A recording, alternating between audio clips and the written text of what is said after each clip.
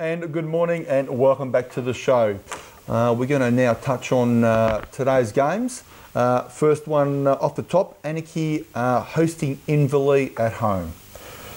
Oh boy, tough one. Yeah, I think this will be a close match, but I'd hope to see that Inverleigh can continue their game play from last week and again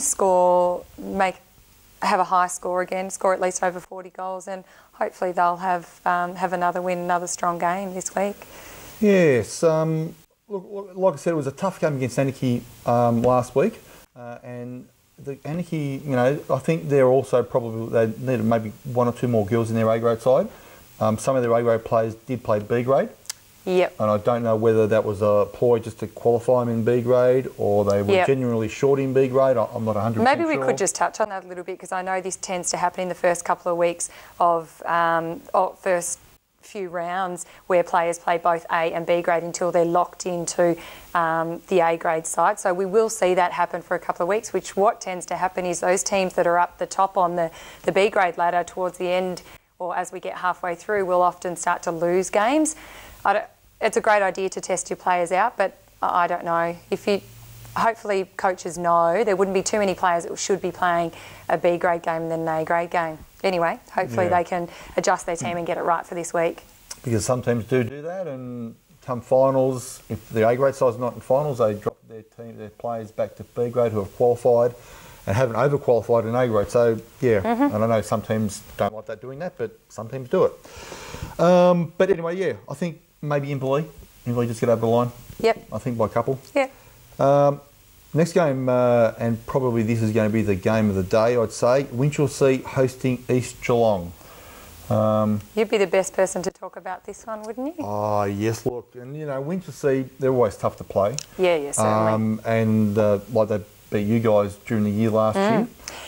Particularly Winchelsea too are a difficult team to play at their home ground. There's not too many teams where we would often not like to go and play at home, but Winchelsea is one of those teams. They've got a great community atmosphere down there, and everyone in the town seems to get there and get behind them. So it is difficult to play them at home, I think. So look, I'm tipping them for a win this week. They're not going to want to lose two in a row, but good luck on Saturday. You're tipping them to beat us. I'm tipping them to beat you on Saturday. Oh, man, you're killing me, girl. You're killing me.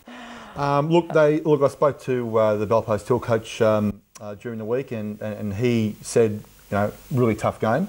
Like I said earlier, Julia Knott didn't play, and I do believe that she'll be playing this year. So with her, they've also got a goal shooter down there who's about 6'3" or 4. Plays, I believe, for Hume City up in Championship. So I'm not sure what her name is, but I'll definitely find out later on today. They've also got a new goalkeeper down there also, tall, strong girl. They breed them tall down there?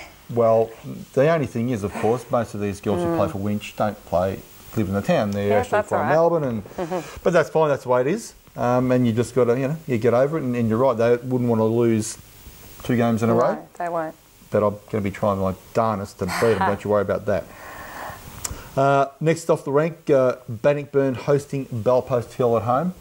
Yeah, Belpost, go for that. I think Belpost will do it after their strong win last week, and wouldn't that be a great start to the season to have 2 games in a row and playing there? I think they'll go well again this week, and particularly, are we looking to see their defender that didn't play last week? Are we looking hopefully She'll to definitely play. Get a look at her this week and see what she's got to bring to that team, what extra strength she brings? Also, Terry this year has recruited really well. Got a couple of girls from Leopold. One in particular, Mel Holmes, played wing attack on the week against Winch and absolutely blitzed it from what I heard. You've got Kim Martin there in goal attack. You've got Camille Powell in goal shooter. Plus Terry's picked up another goaler from Leopold as well. Between the three of them, really Terry hard. Must have been busy over the summer, was he? Well, it's actually some of the girls down at the club, they're friends of these girls, and just luckily they've just all fallen into the lap, and Terry's picked up a couple of good players. Fantastic, that's what we need in our league. Yeah, so it'll be really good, but I think, look, Belpost Hill probably a bit too strong, and should come away with a win there. Yeah, great. Next game, North Geelong hosting Belmont at home.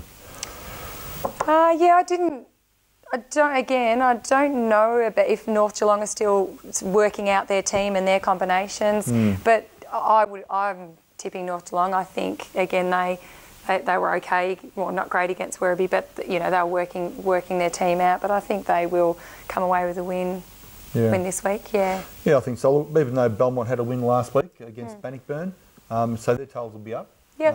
But it's always tough at North Geelong. It's just you know sometimes. You know, I mean, when I used to coach Belfast Hill, it was always a tough game. It was just no quarter given, any loose balls, everything was chased down. It was just hard game. Yeah. But I think you're right. I think, you know, at home, North Geelong will probably be a little bit too strong. Yeah, I think one area North have probably lacked in over the last couple of years is probably fitness. Skill-wise, fine, but their fitness. So if they can work on that throughout the season, well then hopefully, you know, we'll see them up there towards the end of the season. I mean, I think North, they're big believers in homegrown talent. And, you know, they've never, I don't think, ever gone outside the club to hire a coach, let's say. Oh, right. They've always stayed with what they believe is the best combination down there. And maybe you're right, maybe they need outside eyes in there saying, hey, we've got to do something different down here, so but we'll see what happens. Next game, Thompson hosting Werribee Centrals. Oh, Werribee Centrals can get one back here. Oh my God. Let's just say, it did say in the paper in the week that Werribee were the premiers last year, so defending sorry premiers. to Thompson for that error that was put in the paper.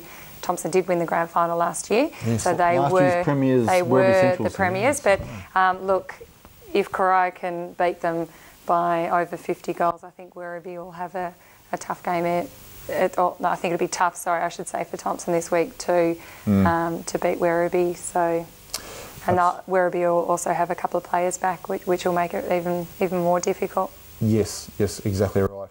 And the last game, Geelong West v Corio. Now, the Geelong West and Corio game was played last night, because they have a Friday night game. Geelong West have a couple of Friday night games. So we actually, I was going to go down, actually I completely forgot about it last night. But looking at Corio's result from last week, I'm probably going to have to say Corio's probably gotten over the line. I was in Melbourne, unfortunately, I couldn't get down there, and I haven't heard any results. But Geelong West, they've shot 25 goals last week. Yeah, look, that's an improvement for them. Absolutely. Corio will probably just continue to get stronger and stronger and stronger, and I have no doubt that they've probably scored again, probably 50 goals or more this week. An interesting thing, I looked over all of last year's grand finalists and how they went in the first round today. Of course, Thompson in the A grade have lost. Werribee got beaten in the B grade by North Geelong by 3 or 4 goals. Yep. In the C grade, Werribee drew with North Geelong, so not real good start for the reigning premiers. D grade, although I must say D grade, East Geelong were the premiers last year, they actually did get the 4 points. There you go, but we want to see different teams up there. We want to see different teams up there. I mean, I'm from Werribee, love Werribee, but I want to see different teams up there towards the end of the season. I mean, I want to see Werribee, of course, winning them all, but but apart from that, I also want to see other teams up there. Okay, that's it. We're out of time. Uncle Dick's coming up next for the football show. We'll catch you guys next week.